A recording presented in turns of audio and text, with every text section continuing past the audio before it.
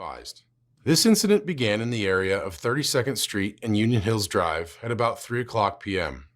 A patrol sergeant was in the area when he was flagged down by a community member who provided information about an adult male suspect who he observed attempting to steal a vehicle.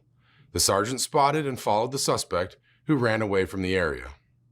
Body-worn cameras are used by all officers assigned to patrol and several specialty units. Per policy, they are worn at mid-torso level and capture the view of the line of sight from that perspective.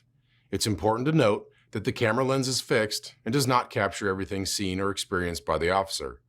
When activated, both audio and video turn on. The body-worn camera has a buffer of video without audio for the 30 seconds prior to activation. This feature is designed to capture incidents that happen suddenly or an officer doesn't immediately activate the camera. The Phoenix Police Department does not currently use in-car camera systems. As the patrol sergeant began following the suspect, a 911 call came in from another community member who reported the suspect attempted to rob them of their vehicle while they were sitting in it. Here is the audio from that 911 call. Phoenix 911, what's the address of your emergency? Hi, I'm at on 32nd Street on Union Hills.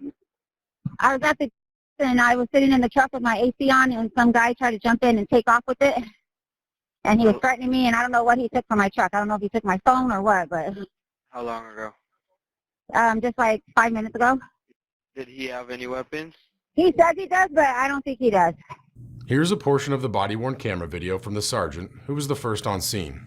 The suspect ran from the sergeant and jumped over a fence in a residential neighborhood. The sergeant called for additional resources, and a perimeter was established.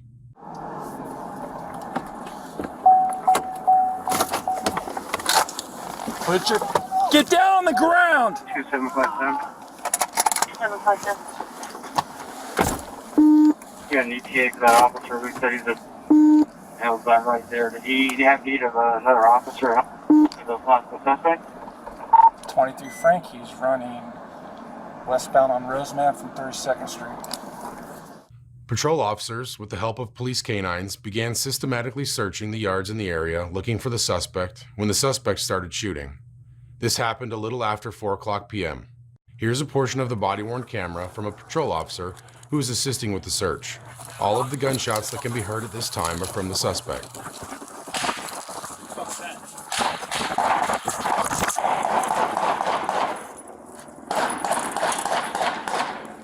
No officers discharged their weapons until later in the incident. On the left side, that's where they were. That's look.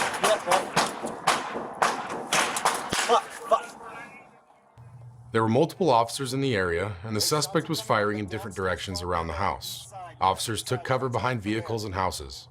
Officers would later learn the suspect had broken into a home where the residents were away. The suspect shot and hit several vehicles that officers were taking cover behind. At about 4:08 p.m., an officer with a rifle returned fire at the suspect, but did not strike him.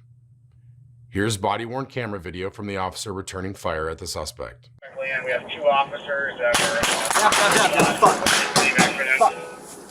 That's us, dude. We need to get down.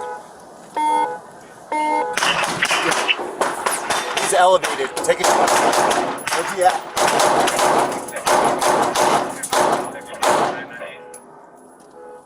Where's he shooting from? Where's he shooting from? Front window, middle window panel. This officer and two nearby sergeants then utilized cover fire to help two of them move further away from the suspect and to a safer location. Cover fire is defined as controlled, accurate weapons fire delivered at an appropriate target with the intent of keeping a suspect's attention away from the exposed officers, allowing them to move or complete a rescue or other task. Acceptable targets for cover fire are near the suspect's last known location and are capable of stopping and containing weapons fire. Some examples include block walls, door frames, residential structure header and footers, and engine blocks.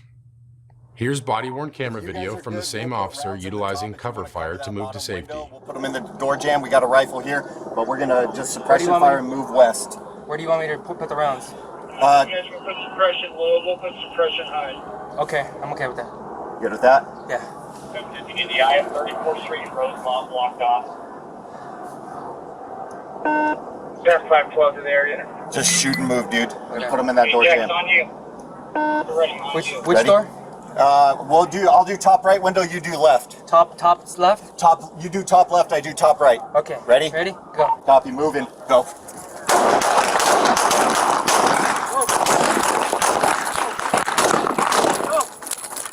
Right here. All right, move back, come on. Pull. He's still shooting. Here's body-worn camera video from two sergeants who also utilized cover fire. I'll do top right window, you do left. Top left.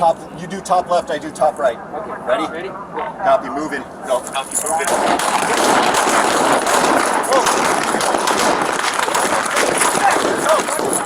Right here.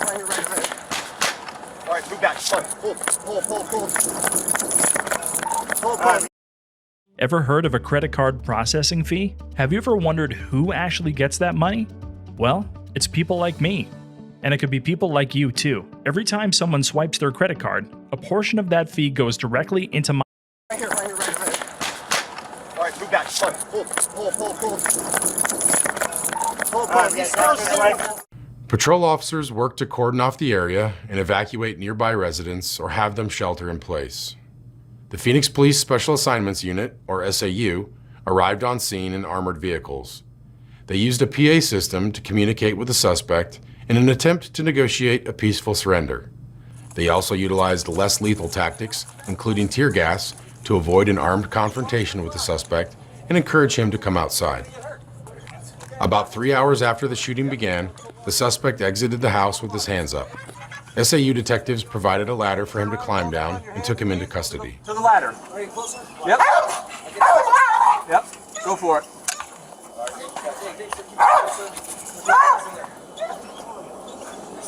Yep. Push the left of that hand. I'm not gonna throw you off, man. I'm gonna slow you and flex my hands.